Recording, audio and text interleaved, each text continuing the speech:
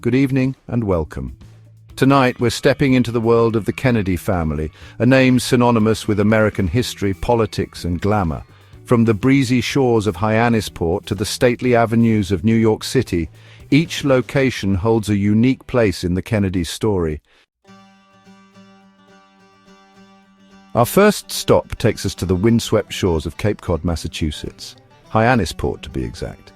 It's here we find the sprawling Kennedy compound, a collection of homes that became synonymous with the family itself. This wasn't just a summer retreat, it was a command center. A place where the weight of political strategy mingled with the laughter of touch football games on the lawn. The compound wasn't built all at once. It started with Rose Kennedy, the family matriarch, purchasing a summer home in 1928. Over the years, as the family grew, so did the compound, with various Kennedys building their own homes nearby. Imagine the stories those walls could tell. Think of John F. Kennedy, a young senator, pacing the rooms, strategizing his run for the presidency. These homes overlooking Nantucket Sound witnessed it all, triumphs, tragedies, and everything in between. The compound, with its weathered shingles and sprawling lawns, became a symbol of the Kennedy mystique. It was a place where power and privilege intertwined with a deep sense of family and tradition. The Kennedy compound remains a place of pilgrimage for many, a chance to connect with a family that has become woven into the fabric of American history. From the relaxed atmosphere of Hyannisport, we move to perhaps the most famous address in the world. 1600 Pennsylvania Avenue, the home of the President of the United States. The White House, a symbol of American power and democracy, took on a new kind of energy when John F. Kennedy became the 35th President of the United States. His arrival marked the beginning of a new era. While the White House is always steeped in history, the Kennedy years brought a youthful vibrancy, a sense of optimism and excitement that captivated the nation. The young family brought a fresh perspective to the historic residence. Imagine Jacqueline Kennedy, the epitome of style and grace, overseeing a massive renovation project, bringing her own sense of history and beauty to the White House. Her vision transformed the interiors, blending elegance with a deep respect for the past. Beyond the glamour, though, the Kennedy White House was a place where history unfolded. Major legislative decisions and pivotal moments in American history were shaped within its walls. The Oval Office, witness to countless critical decisions, saw the Cuban Missile Crisis unfold. It was here that JFK navigated one of the most tense periods of the Cold War. But the Kennedy White House wasn't all serious business. It was also a place where a young family lived, where John Jr. famously played under his father's desk in the Oval Office, a symbol of the blending of personal and public life. The Kennedys understood the power of symbolism, and they used the White House to connect with the American people in a way that few presidents had before. Their public engagements were carefully crafted to inspire and unite the nation. The Rose Garden, now synonymous with presidential addresses, became a place where the Kennedys welcomed guests and held press conferences. It was a space that reflected their commitment to openness and accessibility. The Kennedy years in the White House were tragically cut short, leaving a sense of what could have been. The nation mourned the loss of a leader who had brought so much hope and promise. But their legacy, the youthful energy, the commitment to the arts, and the unwavering belief in American potential, continues to resonate within the walls of 1600 Pennsylvania Avenue. The spirit of the Kennedy era lives on, inspiring future generations. Even presidents need a break from the pressures of Washington, D.C., and for John F. Kennedy, that escape came in the form of sunshine and ocean breezes in Palm Beach, Florida. This idyllic location offered a stark contrast to the hustle and bustle of the nation's capital. Here, amidst the palm trees and sprawling estates, stood the Kennedy family's winter retreat, a place dubbed by many as the Winter White House. It was a sanctuary where the family could find solace and rejuvenation.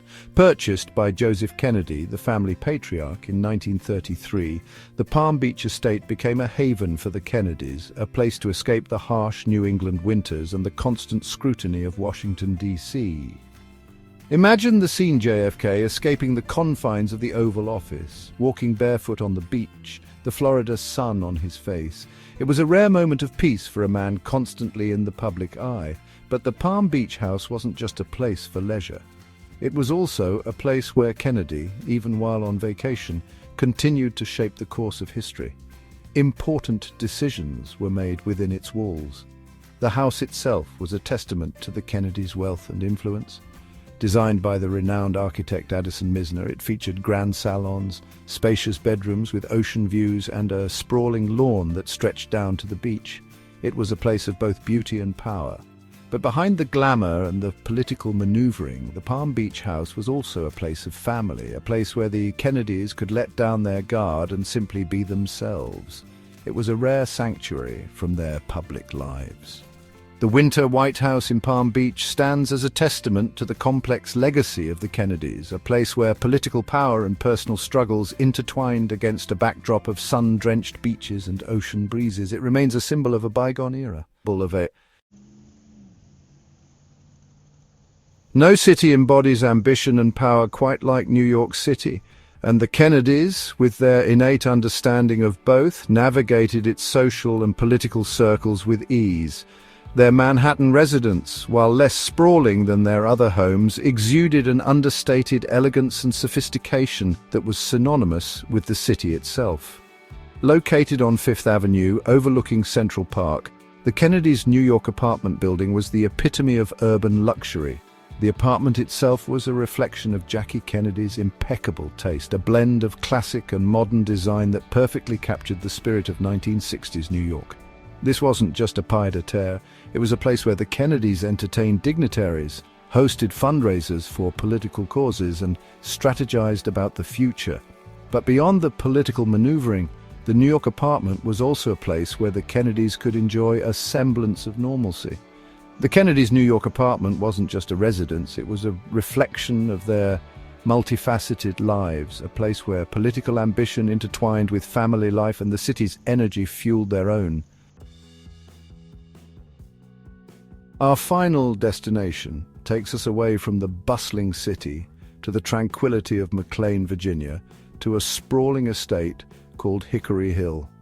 This wasn't just another grand Kennedy residence. It was a home filled with laughter, love, and ultimately, profound sadness. Hickory Hill was more than bricks and mortar. It was a witness to the triumphs and tragedies that defined the Kennedy family. Purchased by John F. Kennedy and Jacqueline Kennedy in 1957, Hickory Hill was meant to be a place where their young family could grow, away from the spotlight of Washington, D.C. The estate, with its 13 bedrooms, sprawling lawns and swimming pool, was an idyllic setting for a young family. Imagine the sounds of children's laughter echoing through the halls as John Jr. and Caroline explored the home's many rooms and played hide-and-seek in the gardens. Hickory Hill was a place where the Kennedy children, despite their privileged upbringing, could experience a relatively normal childhood. After JFK's assassination, Hickory Hill became a refuge for Robert F. Kennedy and his family. He moved in with his wife Ethel and their growing brood of children, seeking solace and continuity in a place imbued with memories of his beloved brother. It was from Hickory Hill that Robert Kennedy launched his own presidential campaign in 1968, a campaign filled with hope and the promise of continuing his brother's legacy. Tragically, Hickory Hill was also the place where the Kennedy family experienced another devastating loss. It was from this home that Robert Kennedy departed on June 5, 1968, for the Ambassador Hotel in Los Angeles, where he would be fatally shot after winning the California primary. Today, Hickory Hill stands as a reminder of the complexities of the Kennedy legacy. It's a place where joy and sorrow are forever intertwined, a tangible connection to a family that experienced both the heights of power and the depths of despair. The walls of Hickory Hill have seen it all, from the innocent laughter of children to the somber moments of mourning. It remains a poignant symbol of the enduring spirit and complex history of the Kennedy family. From the breezy shores of Hyannis Port to the stately homes of Virginia, we've walked through history, exploring the homes that shaped and witnessed the Kennedy dynasty. These weren't just houses, they were stages for a family that captivated a nation. A family that knew both triumph and unbearable tragedy. Thank you for joining us on this journey through the world of the Kennedys. If you enjoyed this exploration of American history and legacy, don't forget to like this video, subscribe to our channel, and tell us in the comments which Kennedy home resonated most with you. We'll be back soon with more stories that explore the intersection of history, culture, and the lives of those who shaped our world.